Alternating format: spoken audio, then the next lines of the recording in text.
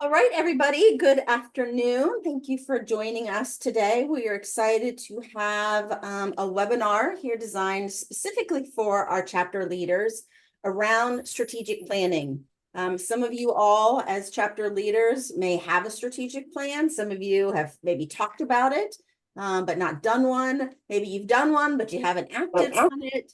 So we are here today to talk about the phases of strategic planning, some tips for you to get started, to implement.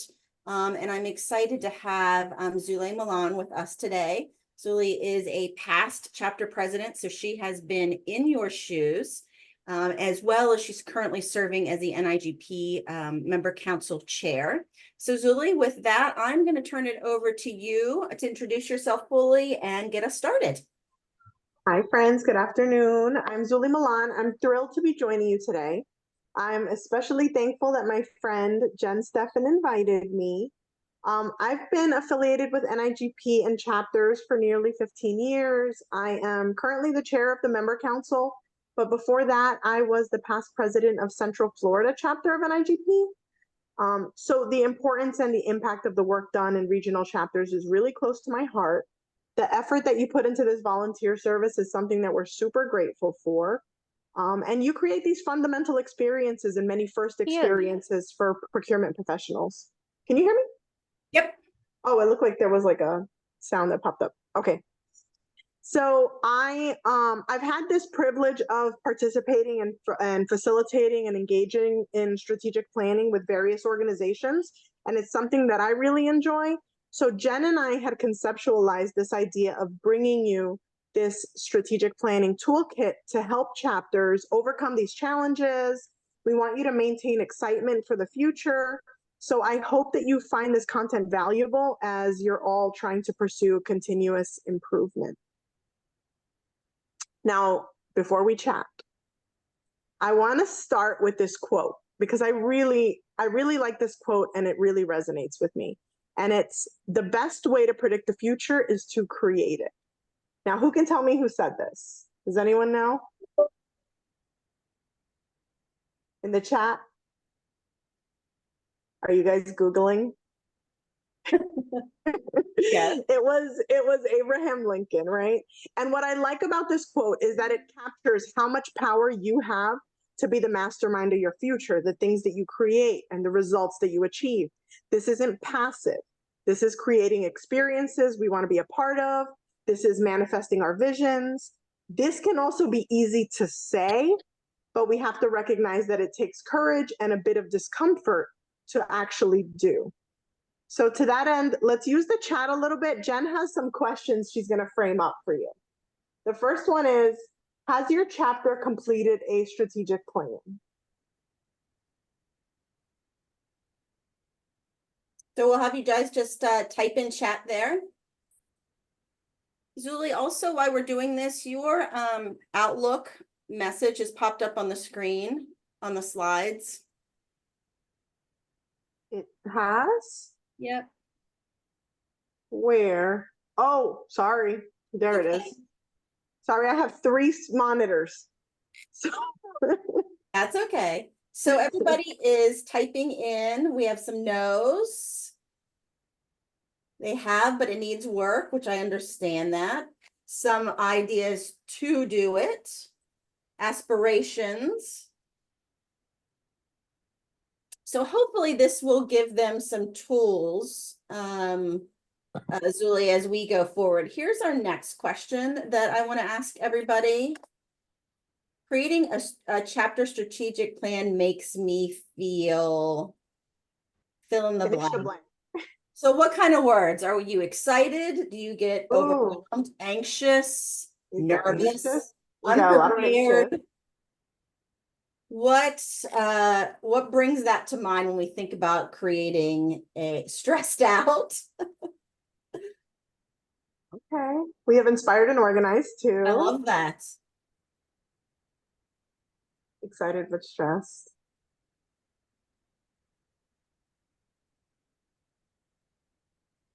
So I think we've got a little bit of everything, Zulay. And so what I'm excited and why we wanted to ask this question is that we're going to ask it at the end as well. because I think Zuli has a lot of things to help prepare you all for all of these type of things, of getting your buy-in board on your board, being inspired and organized, and the ideas or the concepts that you pick to put on a strategic plan, and how exciting are they, and getting people to rally behind all of those. So Zuli, I think that gives you a good indication, kind of what we thought we would hear. So with that, would you go ahead and you can just start presenting for us? All right, friends. So we're going to talk about what strategic planning is.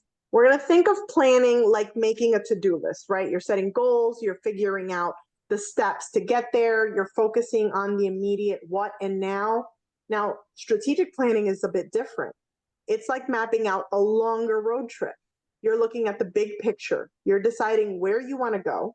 You're figuring out the best route while keeping an eye out for the bumps along the way. So it's not just about hitting a target, it's about making sure that every step that you're taking is supporting your overall journey and your purpose. So with the plan, you're not just moving, you're moving with purpose and vision.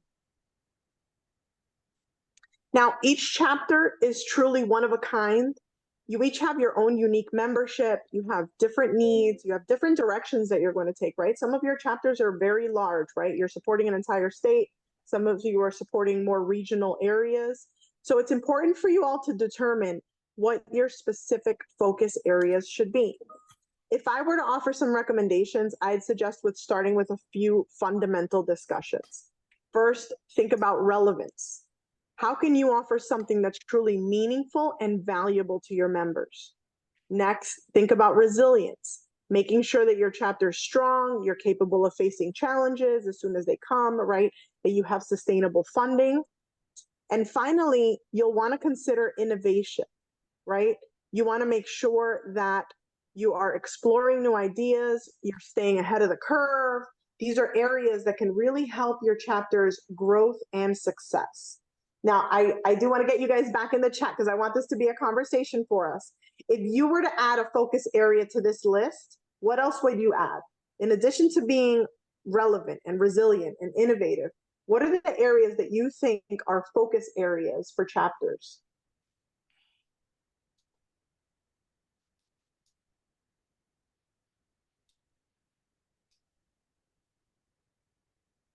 Zuli, everybody's thinking, oh, leadership, there we go, retention, Right. We've got sustainable. retention, leadership, how to restart after almost dying, right? That's a big conversation. Member engagement, definitely.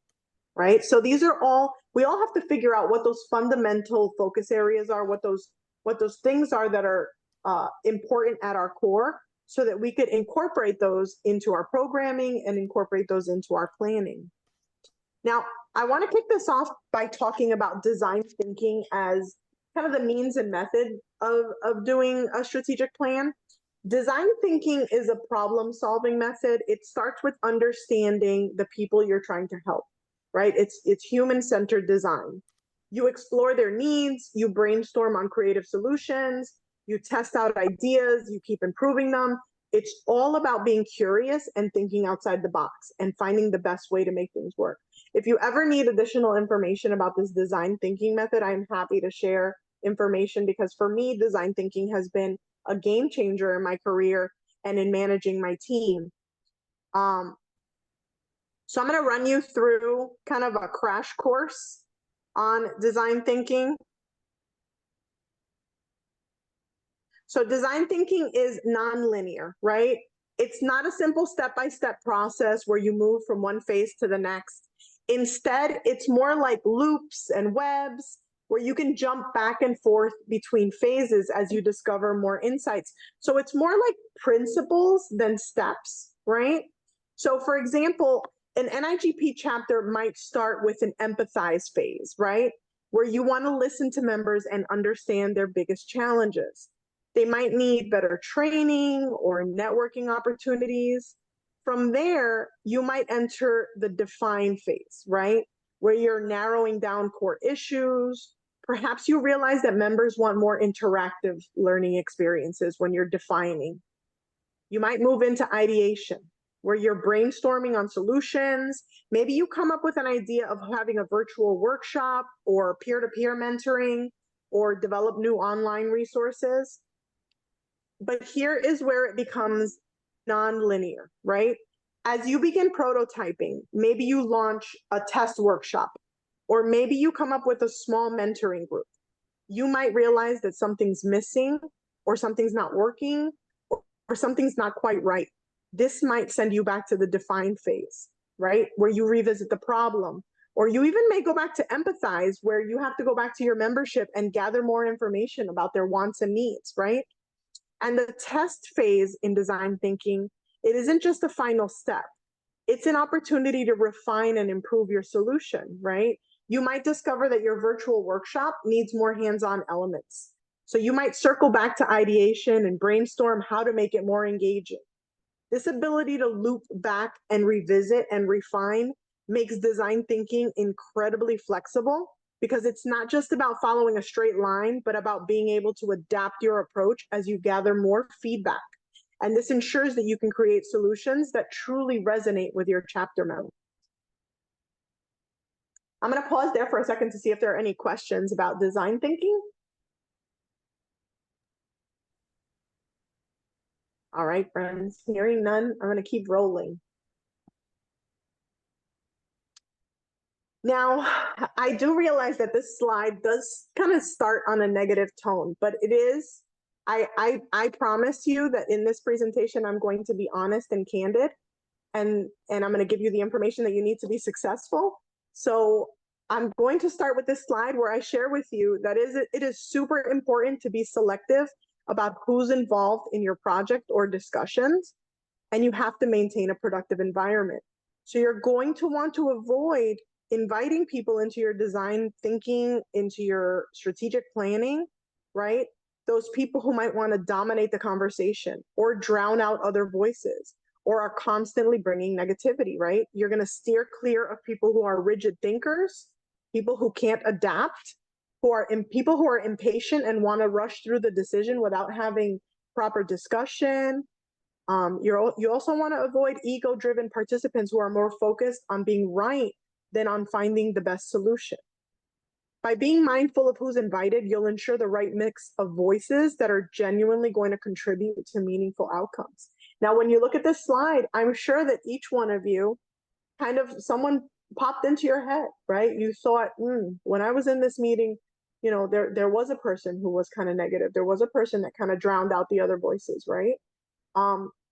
You'll have to ask yourself if that person should be part of your strategic planning discussions, and you'll have to make tough choices. Now, I do have framework that'll help you with making sure that your experience is inclusive, but also that you are not forced to include people out of obligation.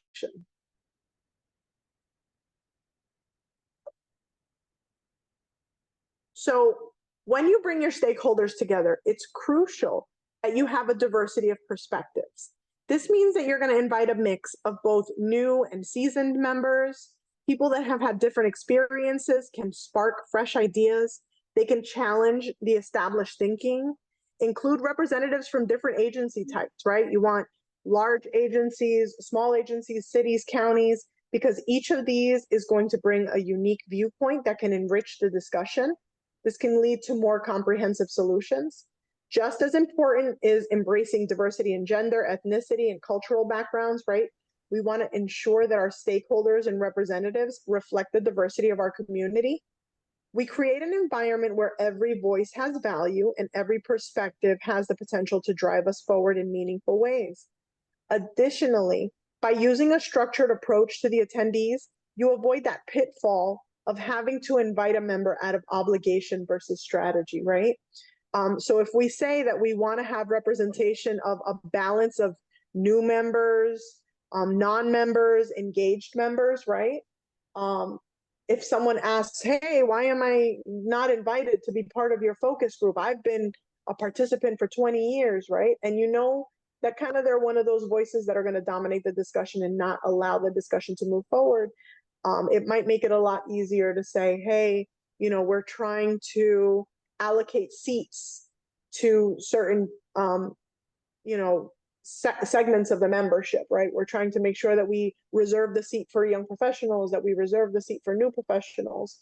And unfortunately, there's going to be an opportunity to provide feedback, but it just won't be as part of this group.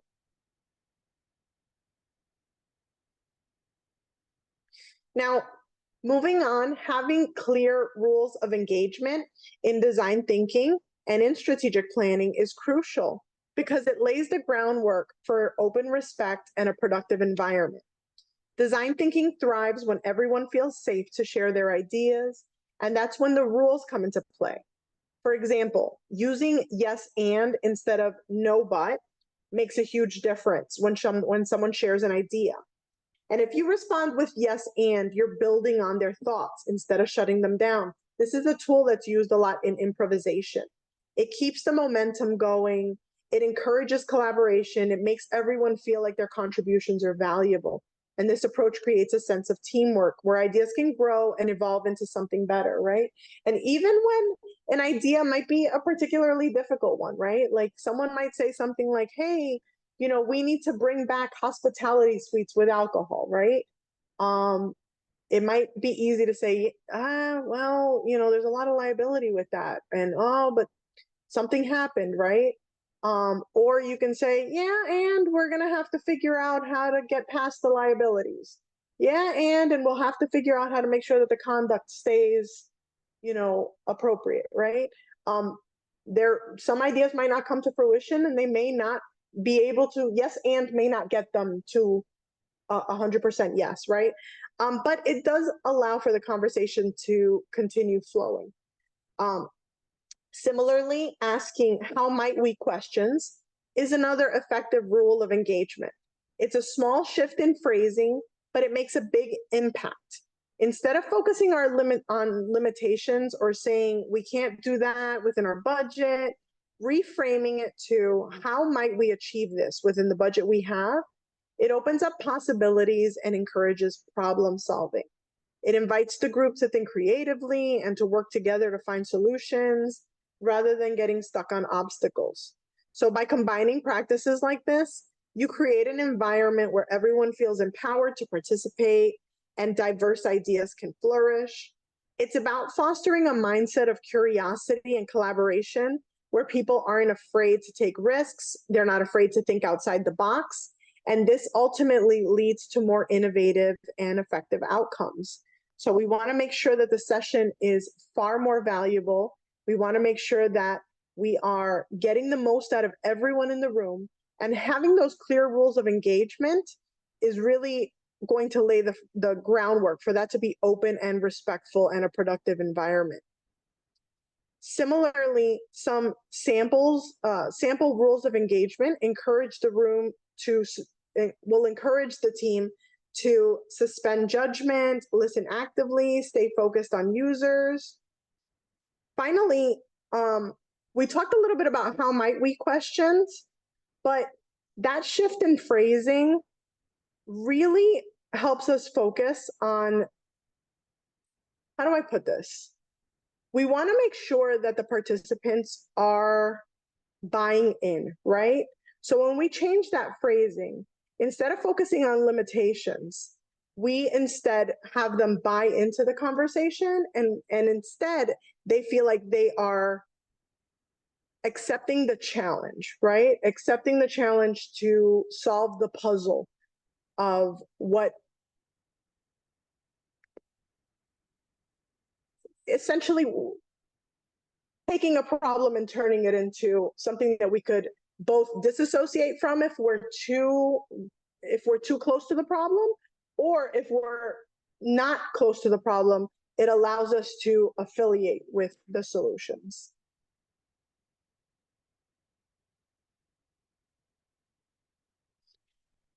Now, how might we questions are powerful because they open the door to possibility and collaboration. So unlike questions that focus on the obstacles, the word how is going to suggest that a solution exists. It's going to encourage people to start thinking about the process. While the might in how might we, it introduces flexibility, showing that multiple answers are welcome and that it's okay to experience. And finally, the we and how might we, it makes it a collective effort. It fosters a sense of teamwork and shared ownership. This phrasing transforms challenges into opportunities. It shifts the mindset from this is impossible to let's figure this out together, which is incredibly empowering, and it drives creativity. It really pushes us to have some out of the box thinking. So to that end, a lot of the tools that we are going to provide today are going to use that framework of using how might we questions. So as you see here, it encourages optimistic exploration, a focus on what can be done, and opening up pathways for creative solutions. Some examples of how might we questions, right? How might we make our membership benefits more accessible to emerging professionals and create new talent? How might we recognize agency accomplishments? How might we ensure sustainable fundraising, right? These are questions that, if posed like challenges, you can really get a group engaged on finding solutions. I'll pause there to see if there's any questions or feedback.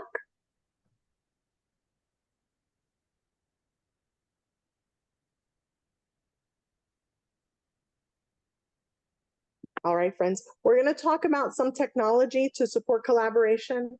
There are some fantastic free collaboration tools that chapters can use to enhance teamwork, brainstorming, and member engagement. First, there's Club Express, which is designed specifically for our chapters to manage member engagement, communication, and events. Now, while it's primarily a membership management tool, it offers built-in collaboration features like forums, blogs, shared calendars, and surveys, which can be quite useful for staying organized and connected with your community. Next up is Padlet, which is a virtual bulletin board experience. It's a great way for teams to share ideas, resources, and feedback in real time. You can create different boards for brainstorming sessions, project planning, or even collecting feedback from your members, making it incredibly versatile. And lastly, Mural is a tool that is a visual collaboration tool. It's perfect for strategic planning and design thinking and interactive workshops. It offers essentially digital sticky notes and diagrams and templates that make it easier for everyone to contribute ideas, no matter where you are. It offers free plans for smaller teams to collaborate, and you don't need a complicated setup or a learning curve. So these tools are powerful ways to stay engaged and brainstorm ideas and collaborate effectively without these heavy costs associated with professional software. Julie, the last one you talked about was Mural, is that correct? Yeah, it's called Mural. Yeah. So Club Express, Padlet, and Mural. And a little later on, I think we're going to have an opportunity to work on a Padlet. So actually right now, so I have a QR code for you all. And using this QR code, I want you to frame up your own how might we question. And when you frame up your how might we question, you want to say how might we, and whatever the action is you want to achieve, then the subject you want to influence, and then the final blank is what you want to achieve, right? So the example is, how might we better encourage, right? That's what we're trying to do, seasoned professionals to mentor new talent. And so you have a QR code there where you can practice what it is to have an experience using a Padlet.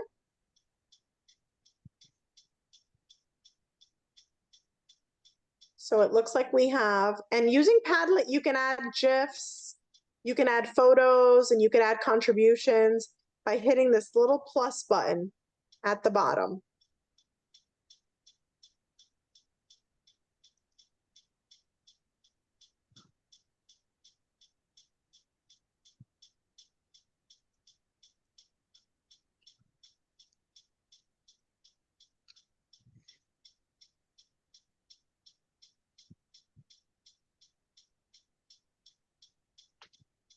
Are you guys able to access the QR code? Zuli, can you move this so they can take another picture? Somebody said they wanted to be able to take an image of the Padlet, or there you go.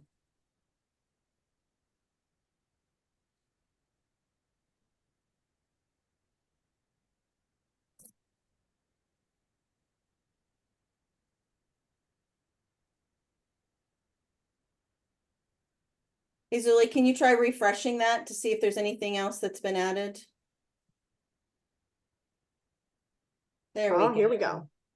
All right, we have how might we increase membership? How might we create a mentorship program? How might we increase volunteers? How might we engage committee volunteers? How might we motivate members to strive towards certification goals? How might we encourage growth? So this is a quick and easy tool. You can frame up your questions and you can share content very easily with any members that you have participating in focus groups. So tools like this are This is either Heather. free or very inexpensive.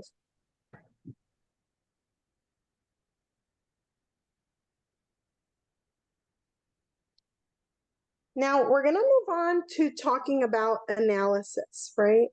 When solving a problem or pursuing innovation, we want to start by seeing it from the perspective of those that we're helping. We want to understand their needs, their challenges, and what truly matters to them. Then we want to break it down into smaller, manageable parts and stay open to different solutions. This way, we're not just finding an answer, but we're creating one that genuinely meets needs. We're showing we truly understand and care. The great thing is that we're all part of the community that we serve. So we have great insights too. And when we pair this with tapping into the perspective of the membership, we really open the door for innovation.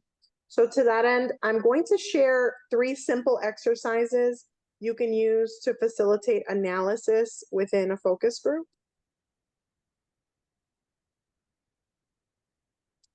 So the first one is called momentum shift. It's both a prospective and a retrospective. So what we're going to do is there's going to be a stop, start, and continue exercise. It's a simple and powerful way to both reflect and drive positive change. So if you're facilitating this exercise, it starts by asking everyone to think about what we should stop doing, the actions or habits that just aren't working anymore or are getting in the way. Next, we're going to look at things we should start doing, new ideas or practices that could help us grow and be more effective. Finally, we'll identify what we should continue, the things that are already working well, things that deserve to be maintained or even amplified, where we should perhaps make our investments, right? This exercise opens up honest conversations. It helps us become more self-aware, and it gives us clear, actionable steps to improve. Plus, it's adaptable enough to fit any situation, whether it's for a team meeting or a strategic planning session or even a personal reflection. If you want to kind of engage your team and make this a little fun and theme it up, you could use props or physical objects like toy cars, and that could represent the momentum of each initiative as participants discuss them. So as the group weighs in, the prop can physically shift, gaining support, and you can make that progress visible and interactive in this type of exercise. So it's a fun way to facilitate discussion. It's a fun way to look at the past and also the future without feeling too much pressure to come up with solutions.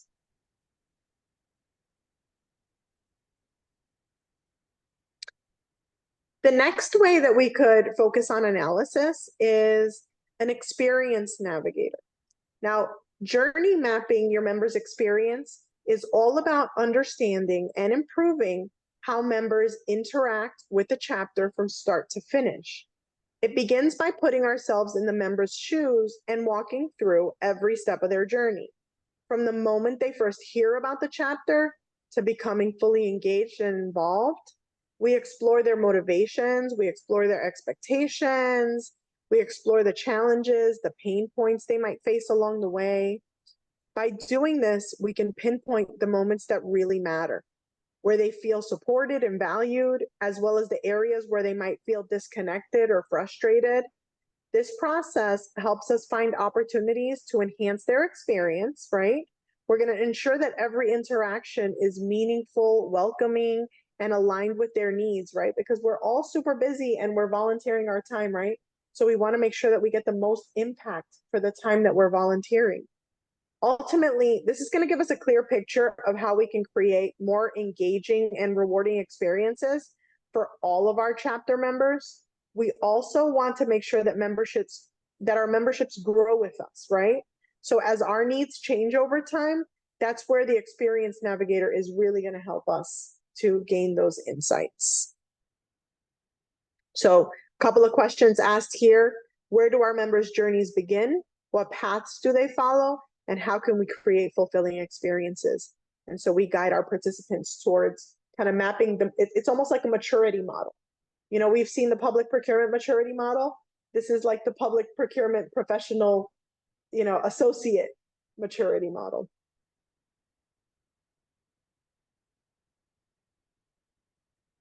Now, this exercise is called Guess Who? You and Me Too.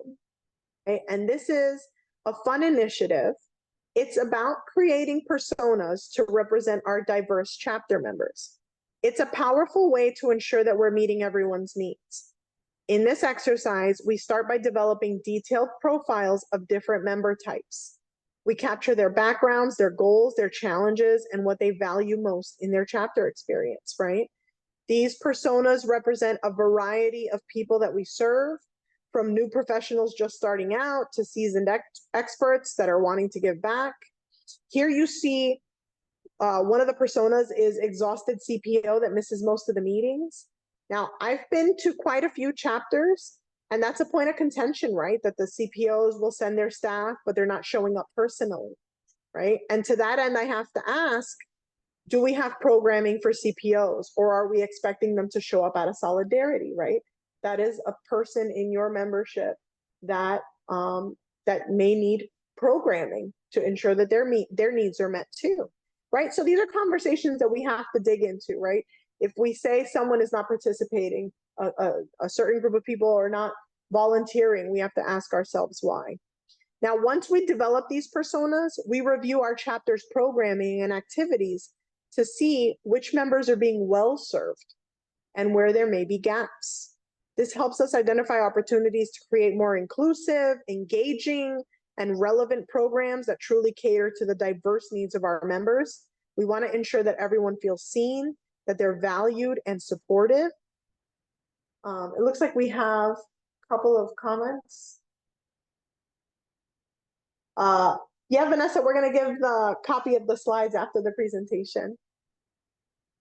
And then for this Guess Who exercise, if you want to keep things engaging, you could even introduce role-playing elements, right? You could give participants different personas. You could have newbie Nancy, you could have veteran Victor, exhausted Ed, and you could have them, if we go back to the other experience of what the member's journey is, right? Journey mapping. We can go through those journey maps with these individuals and see how their experience is from that perspective. This will add a storytelling element. It makes it more relatable.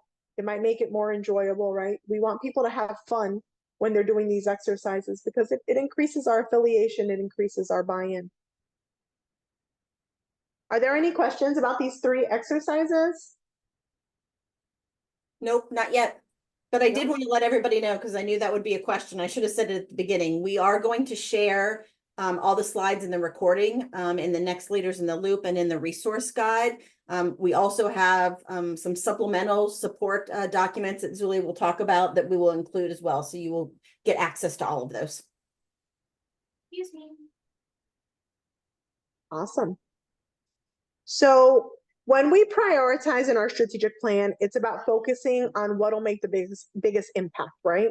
With limited resources and time, we can't do everything. We recognize that we can't do everything, right? So we need to be intentional about tackling the most important goals first. With clear priorities, we need to adapt when things change. We want to stay effective and make the most of what we have to succeed. Pardon me. So to that end, I'm going to share with you 3 facilitation tools that you can use to prioritize initiatives in a focus group setting. So the first one is, and these are just, they're themed up, right? To make the situation fun, right? You get a group of people together and they might be giving up a Saturday or they might be giving up an afternoon. So you want to make sure that they're kind of into the exercise, right? So in Show Me the Money, you've already kind of gone through your learning exercise, your empathy piece, right? And you have a list of initiatives that you're going to have to figure out which ones you can actually allocate resources to. So in this exercise, each participant gets, let's say, a $50 budget to invest in what they feel will have the most impact, right? It's an interactive way to let everyone put their money where their priorities are. It gives us insight into what our membership truly values. As participants, they can distribute their funds across different initiatives, right? So we'll start to see what initiatives are gaining the most traction. By the end of the exercise, you should have almost like, GoFundMe and like crowdsource funding. You're going to have a picture of the top priorities that matter the most to your group. And this allows you to prioritize those initiatives that are going to drive the greatest value for the chapter, right? If they feel like they're the more crowdsourced funding that you have, right? You can see where the enthusiasm lies within the group. Now, if you want to make something like this even more fun, you can provide participants with play money or tokens that they can physically spend on these initiatives. If you want to really have fun, you can turn it into a live auction where they're bidding on initiatives that they believe in, right? It gives it a little bit of a competition and a lively, it makes it a little more lively. People might advocate for the initiatives that they're passionate about, right? You could create a little bit of lobbying. If you make the exercise fun, you could even give it a theme, like a Shark Tank theme, where participants are like investors pitching why they're investing in certain initiatives. So there's a number of ways that you could take an idea like this and make it your own and keep your group engaged in the conversation. Next, we have another prioritization method. It's impact over effort. This exercise is about evaluating initiatives by comparing their potential impact with the effort that they require, right? We start by identifying those high impact, low effort initiatives. These are our top priorities because they offer the most benefit with the least amount of resources. Next, we're going to focus on those high impact, high effort items. These are still valuable, but they need a little bit more thoughtful planning. They need resource allocations to execute effectively. Then we start to consider low impact, low effort initiatives. These can contribute to member benefits, even if they're smaller initiatives. And lastly, we'll have to talk about those low impact, high effort initiatives. And that's what goes on the chopping block, right? They're not worth the investment. Nobody got time for that, right? So especially when we're working with volunteer leaders, right, we have to make sure that the time that we invest is time that we get a return on, right? So this exercise helps us to prioritize initiatives that maximize our resources and our time, ensuring that we're targeting what matters most to the chapter's success. And so if we want to make this even more engaging, we could introduce time limits for each step in the exercise, right? That keeps the pace lively. It prevents the process from dragging on. It also adds a little bit of an element of excitement and urgency to the exercise. You can also use storytelling and have participants share a brief story or an example of how an initiative similar to the initiatives that you're discussing has made an impact on their past. This makes the exercise more relatable and highlights the potential real world outcomes of each of the choices. But the importance of this initiative is just making sure that you're establishing a queue where you're balancing the resources that you have available with the impact that you can make with your chapter.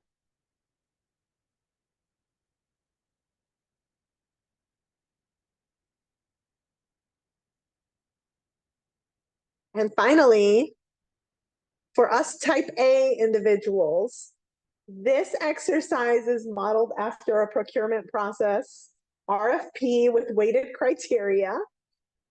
And so in this exercise called It's Time to Weigh In, we're scoring initiatives using weighted criteria similar to evaluating an RFP.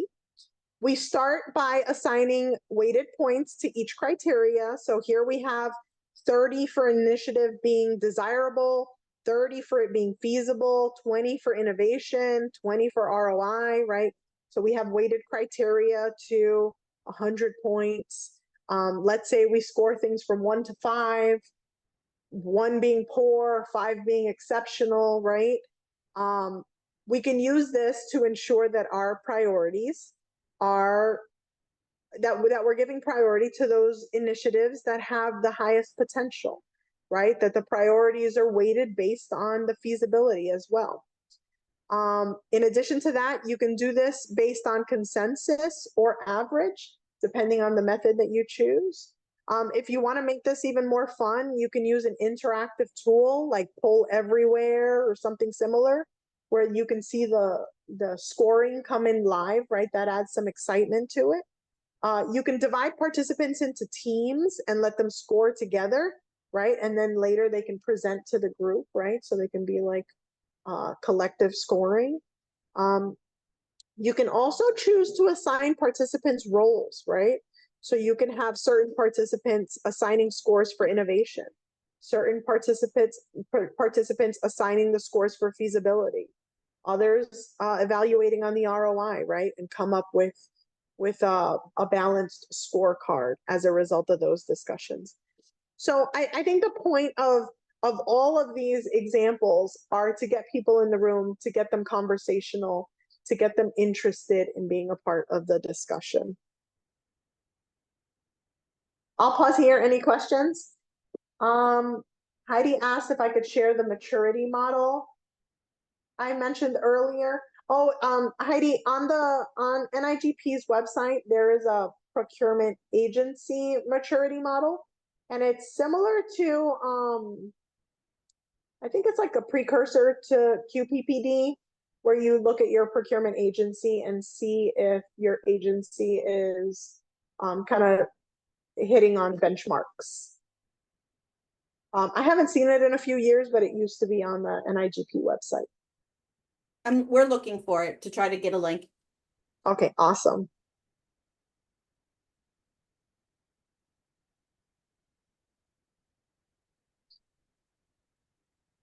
So facilitation is about creating experiences that get people genuinely excited and invested in the process. It starts with fostering an environment where everyone feels comfortable sharing their thoughts and ideas. You want to make sure that voices are heard, that participants feel like their contributions are going to matter, right?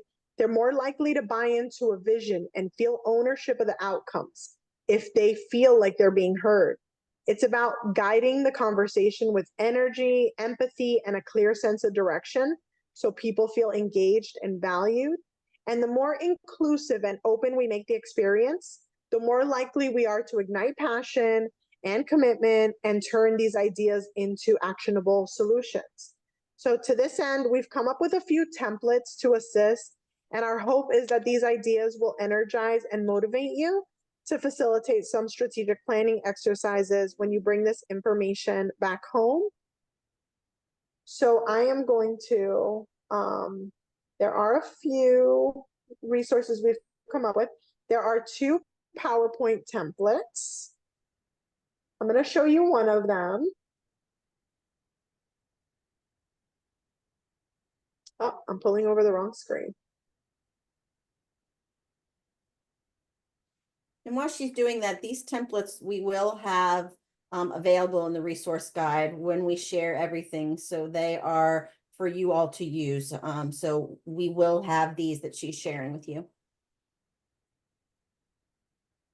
So this template is a strategic plan innovation lab, and it's modeled after the chapter performance seals. So essentially, if you go through your chapter performance seal process and you're in that creative space where you're thinking about, okay, we're debriefing on what happened last year. Now let's talk about what are the things we could do for next year, right? has a cover page for you. It talks about yes and informing our past, our now, and our future.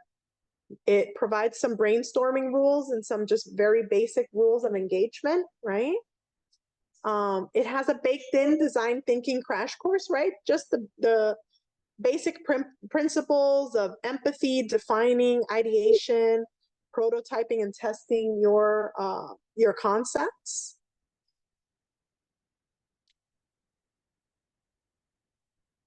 It provides a slide that talks to you about what the differences are between innovation, resilience, and leadership and succession, right? And it asks some key questions and it relates them to design thinking.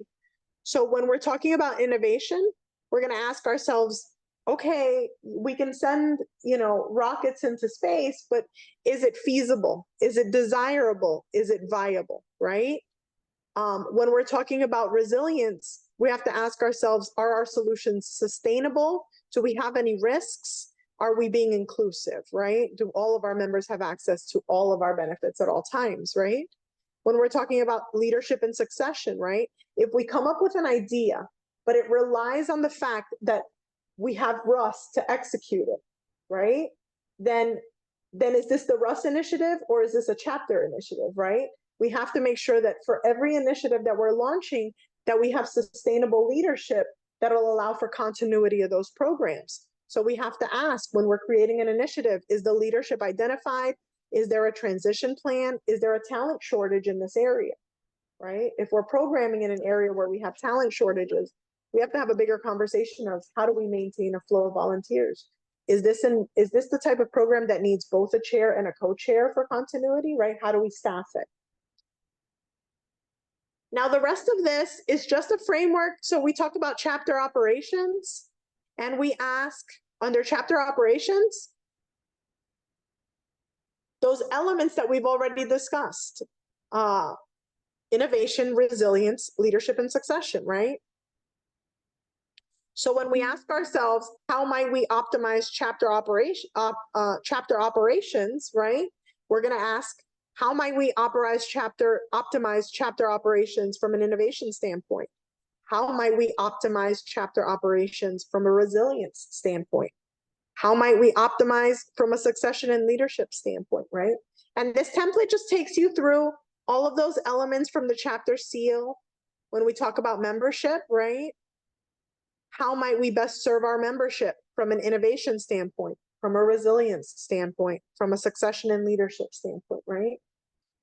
Now, is it our intention for you to come out of this strategic plan with 45 initiatives?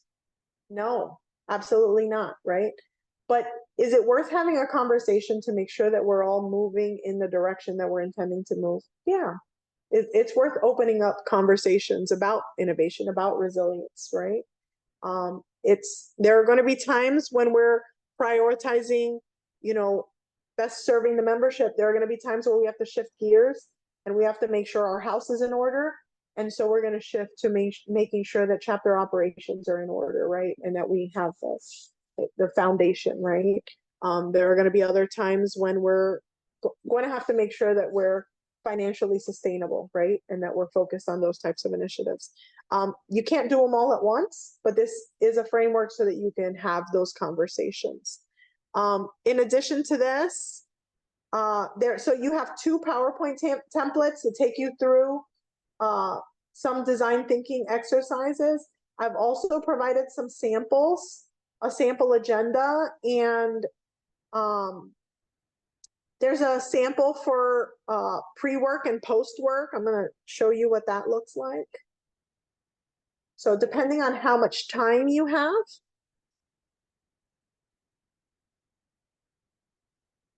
I think it's opening up here. So this is an invitation, right, that you can give to your focus group participants. And it essentially has questions to ponder, right? This is about leadership and successions. What expectations do you have for association leadership? What do you expect from an association spokesperson, right? These are conversation starters. This is modeled after succession and leadership, resilience, and innovation. In addition to that, that is the pre-work template. You can make your own. This is just a sample. And then there is a post-work template, right? Once you're done, you're going to want to know from your group what ideas out of the conversation, right? Once everything is said and done, what ideas did they love? What would they change? Do they have a new idea that they didn't get to say, right? As they're walking out the door, it just sparked a new idea. Or are they walking out of the door with any questions, right? So these are all, you're going to get a few templates that are going to be put in the resource area. These are a few things that you can use to kind of make your own framework and make your own strategic plan. But if you're struggling with facilitation and putting together exercises or putting together a framework, we've done a little bit of the work for you to kind of help you get a jump start on the resources that you need to get started. Any questions? Not yet. All right. So in addition to the templates that we're providing within this PowerPoint that you're going to get a copy of, there are some facilitation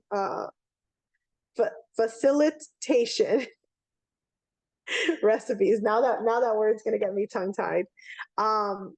They go from low to high, right? So if you are in a position where you're struggling with resources and you just want to kind of kickstart getting something going, right? You can start with a low impact strategic plan, do a survey of the membership, have a discussion with your board about the results of that survey, perhaps come up with some initiatives that are directly in response to the member needs. And you may want to use weighted criteria to identify which initiatives you want to move forward and in which order, right? This all kind of ramps up to our high impact initiative, which involves pre-work, where your participants can, they do like an independent study of what their chapter experience is. You could do a 4-hour focus group with a representative group of the membership. You can do a post-work survey and evaluate that information. And then as phase 2, you could go on to have discussions with your board where you evaluate that feedback and you go on to prioritize it into an actionable plan. Now, the facilitation recipes on the slide are samples, right? They're just designed to guide you through the strategic planning process. These options from low effort to more in-depth multi-day approaches, they're just steps to follow. They're not just steps to follow, they're an investment in creating a stronger and more effective chapter. So each recipe is going to provide a clear structure, whether you're looking for a quick survey or a detailed multi-step engagement. By dedicating time to these processes, you're going to build a foundation rooted in member voices. By ensuring that the initiatives are aligned with what truly matters, right? You're really fostering a buy-in. So when your members see their ideas and their feedback shaping into the plan, they feel a sense of ownership and commitment, right? And that's what you need, right? You can mix and match these elements to suit your chapter's needs, but you want to make sure that your plan is thoughtful and inclusive and has that real buy-in. The time spent now is going to can lead to decisions that have the power to drive real meaningful change, and your future self is going to really thank you for investing the time in doing a strategic plan. Now, visioning and setting a timeline are the foundation of a successful plan. Your vision, again, is going to be like a roadmap. It's going to lay out the path you want to take. It's going to ensure that your actions are actually moving towards your destination. Without it, you risk going off course or losing focus. Meanwhile, your timeline is going to transform that vision into like actionable steps. You're going to set measurable milestones that can keep you on track and accountable. It's that combination that's going to ensure that you're not just planning, but that you're actively moving forward. And that's really the strategic part of the plan. Now, there is a hard truth that I have to share with you, that if you're struggling to find volunteers to help execute your plan, that means that your plan is not ready yet, right? And I almost want to repeat that, right? If you're struggling to find volunteers for your plan, it means your plan is not ready, right? Because a strong plan is going to create excitement and buy-in. it should make people feel eager to be a part of it, right? So much so that they should walk out of the room saying, I can't wait to get started. They can really visualize the success. They feel connected to it. They want to be a part of the outcomes, right? So if you have not reached that level of enthusiasm, you have to keep working until you have everyone on board and truly invested. And that might mean that you're starting with small initiatives, right? You have to give the people what they want. And those small successes can create sparks of momentum. They can increase affiliation, right? But in contrast, if you make a plan that is just a check the box plan, and it's super bold, but it doesn't resonate with the members, then you've essentially made a paperweight and you're going to be left with declining interest and participation. And this will lead to, right, if as a board you put all this work into this plan and no one helps you execute it, that'll lead to some resentment. The volunteers and even the members, if there's a plan that just doesn't resonate with them, they might be left with some resentments as well. So it's really important that we're buying in together, and that whatever you do, big or small, that we're sparking that enthusiasm, right? That we're enthusiastic about our initiatives, even if we're taking small bites. Zuli, we do have a question. Sure. What happens if we never get to that level of buy-in? You know, difficult to say, right? But if you, I definitely feel confident that if you start with small initiatives, you can build on small successes, right? So if you're trying to get a small initiative off the ground, keep trying. We have resources, we have subject matter experts, we have sister chapter relationships, right? We have the support to make initiatives happen. And maybe it'll take time to get to the point where you're making big initiatives happen. But successes are successes, right? And when you see successes happen, you want to be a part of them, right? So if we can have even small successes and attribute those to our volunteers and attribute those to making an investment, I think that you'll find that your level of buy-in will increase over time.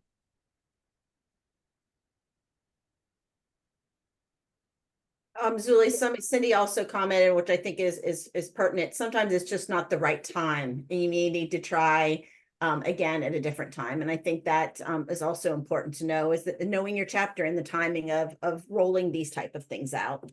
Absolutely. And remember that your membership is a living thing, right? And so nothing stops you from recruiting new members that have the enthusiasm that you're looking for, or taking advantage of the fact that you might have a new member that you could leverage their enthusiasm and their desire to get involved, right?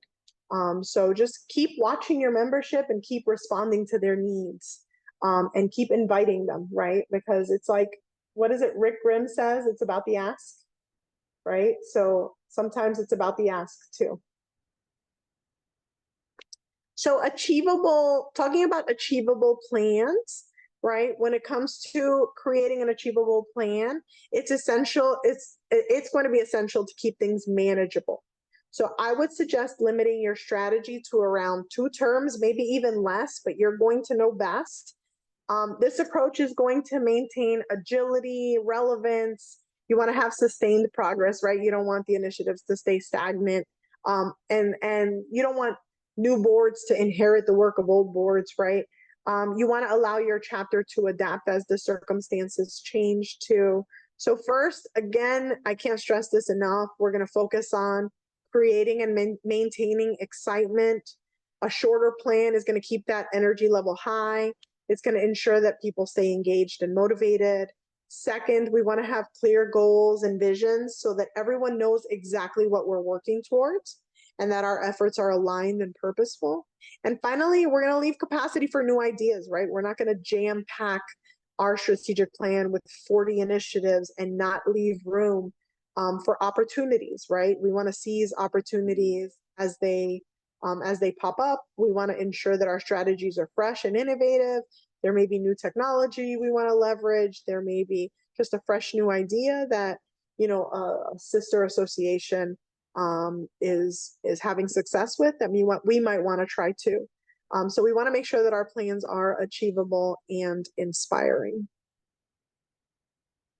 And we want to keep it simple, right?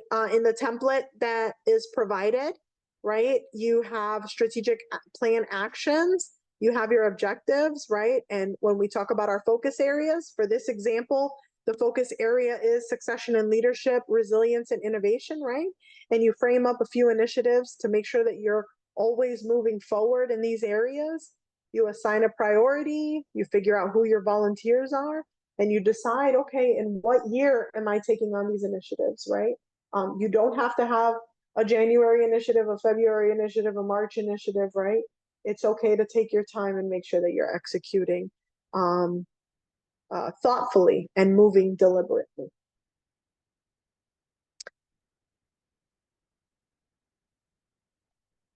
All right, friends, I'm going to pause here. You know, we, as chapter leaders, you play a crucial role in promoting and advancing our profession, and you're really the last mile that gets us into the community. The work that you do shapes us, not only in our experiences, but also in the perception of our profession as a whole. And my wish for you is to be bold and fearless in your leadership. Now, not every initiative will be an immediate success, but that's okay, because it's through trying and learning and adapting that we grow.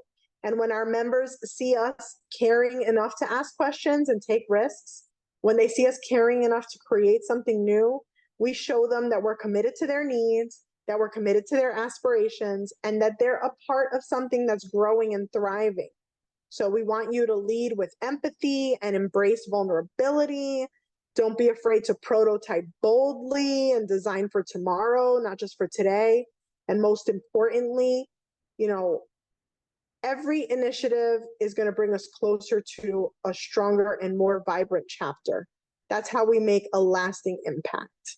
So to this end, I'm going to ask if you have, my Outlook is popping up again. They really want me to go to this negotiation meeting. All right, friends, to this end, I'm going to ask if you have any questions about the content that we've shared.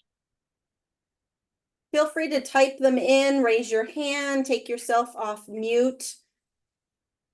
Stephanie, where will this be available? We're going to put this in the Leaders in the Loop next week. It'll be a link and will also be embedded into the resource guide. So there'll be links to all of this that will go to all of our chapter leaders, not just those that attended today, but they will go out in Leaders in the Loop. Thank you. Any other questions? I know Zuli covered a lot of information, gave a lot of examples, and I really appreciate that, because sometimes I think just the little discussion groups or the little activity things is a lot to get started. You actually changed my mind in some things. I used to think strategic plan should just be done by the board and they should sit around and decide what's done. And it completely shifted my mind about really bringing in a cross section of your membership. And it's not just your board sitting and deciding, what do we work on for the next 2 years, but really mapping out that journey of your membership. And what are their needs, and where are we meeting them, and where are we not meeting them? So I'm so happy I got to spend some time with you all today. I think we were going to regroup on our initial question. Yep. To see, now that we've gone through a bit of the content and shared kind of some samples of how you could facilitate the discussion. What was the question again, Jen? How creating a strategic plan now makes me feel. So how do we feel now? You feel now? We have ready to get started, more manageable, excited and empowered. I'll take it. Komakia, good to see you. Inspired and motivated. This makes me so happy and really warms my heart, because the first time I had to do a strategic plan, I was quite overwhelmed, right? I was afraid of a silence, right? I was afraid of putting questions out there and not getting feedback, right? I was afraid of people finding it gimmicky, right? And saying, oh, what is this waste of time? can we just get to the point, right? But the conversation is the point, right? And if we do it properly, people get that the conversation is the point. So I'm super glad that the content resonated with you, and I'm happy to share any resources with you to help you be successful with your future strategic plans. To that end, I want to share with you that as part of your chapter resources, you have the ability to request a subject matter expert. There is a subject matter expert request form on the website. So you can use this if you're struggling with framing up kind of your exercises, if you need any particular help. If you're dealing with some challenges, we're definitely here to help. I want you to count on our support. Remember, you're not alone on this journey. We have a slew of resources available on the website. The link is there. In addition to that, I want to thank you all for participating today. Your leadership really makes a difference, and I'm excited to see the incredible impact of what you're going to create next. So thank you for spending time with us today. And then we have one final thing. There is a QR code where you can give us a survey and some feedback on the content that we've delivered today. Jen and I are really working together because we want to stay connected to chapter leaders. As I'm taking the seat on the member council, one of my key initiatives is to stay connected to chapters and make sure that you have the support that you need to be successful. And to that end, you're going to see a bit more of me reaching out directly. But this is the first piece of content that I'm working with Jen to put together for you. So your feedback will help us to frame up the content that you really need. Thanks, everyone. Thank you, Zuli, so much. Very informative. And again, I will share all of the slides, all the supporting document that you talked about in the recording. But in the meantime, as always, if you have any questions, don't hesitate to reach out to myself, to Zuli, your chapter ambassadors. We're all here to help support you. But thank you for joining us today. Appreciate it. Thanks, everyone.